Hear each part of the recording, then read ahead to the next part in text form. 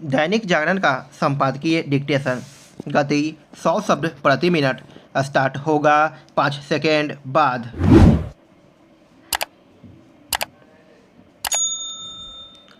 Start. Gaza पट्टी पर प्रभुत्व रखने वाले आतंकी संगठन हमास की ओर से इजराइल पर जो भीषण हमला किया गया उससे पश्चिम एशिया फिर से अशांति और अस्थिरता से घिर गया है।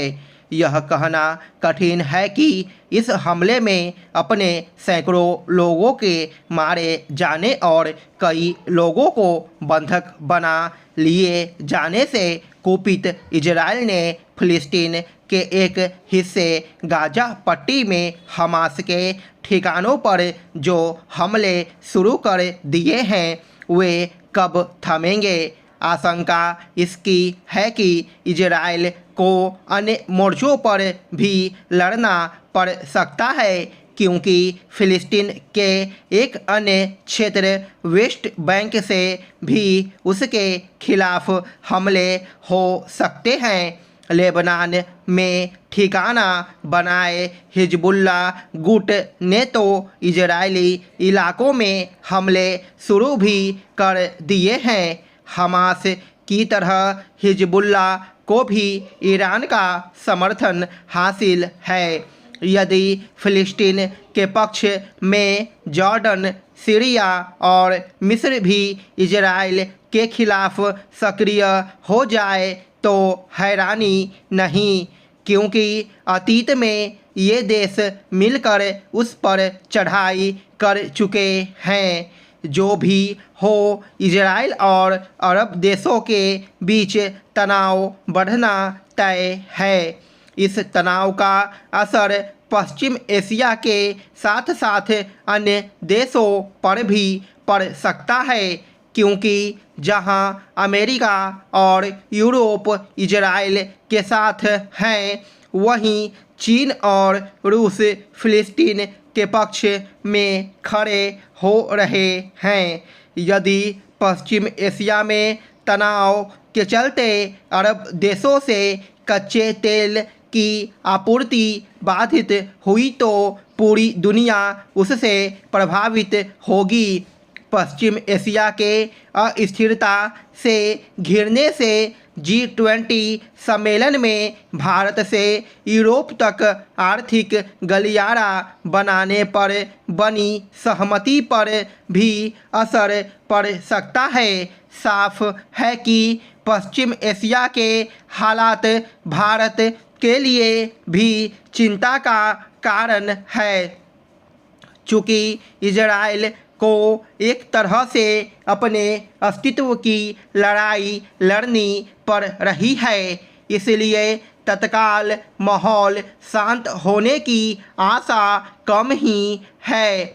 हमास ने इजराइल के खिलाफ जैसी बर्बर कार्रवाई की, उसकी मिसाल मिलना कठिन है। हमास ने वैसी ही बर्बरता दिखाई जैसी इस्लामिक स्टेट दिखाता रहा है।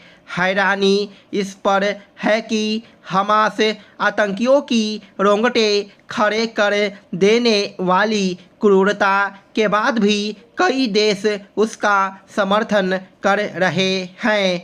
हमास ने एक ऐसे समय इजराइल पर भीषण हमला किया जब सऊदी अरब और इजराइल के बीच मेल मिलाप के आसार बन रहे थे।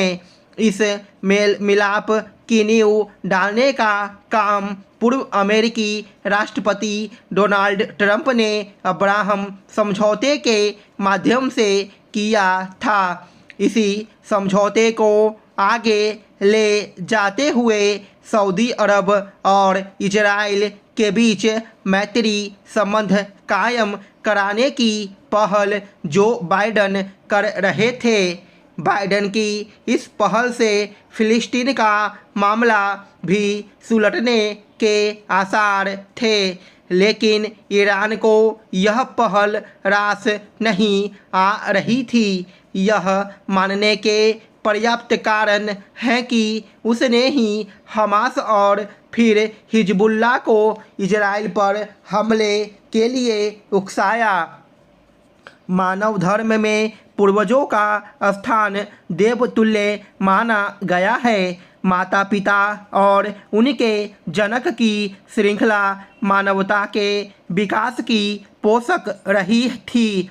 इसीलिए जिनका योगदान मनुष्य के उत्थान में नींव की तरह रहा, उनके लिए वर्तमान में स्थान होना चाहिए।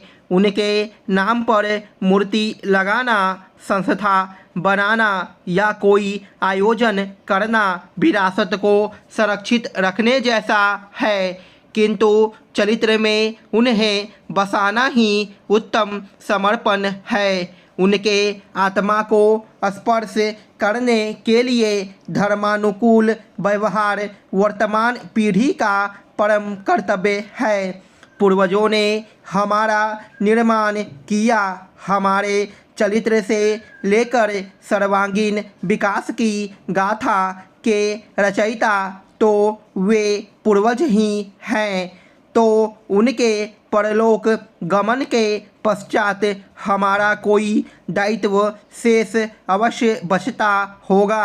ऐसा विचार सबके मन में आना चाहिए। यदि वर्तमान नहीं करेगा भूत के लिए, तो भविष्य भी नहीं करेगा वर्तमान के लिए। पूर्वजों की पूजा अर्चना का विधान देवी देवताओं से पृथक नहीं है।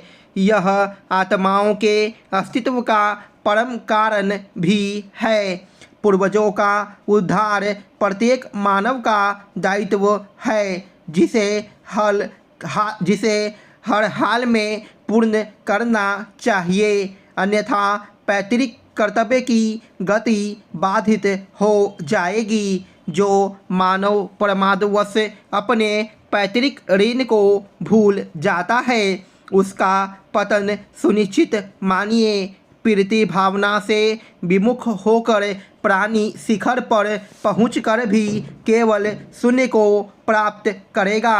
स्टॉप।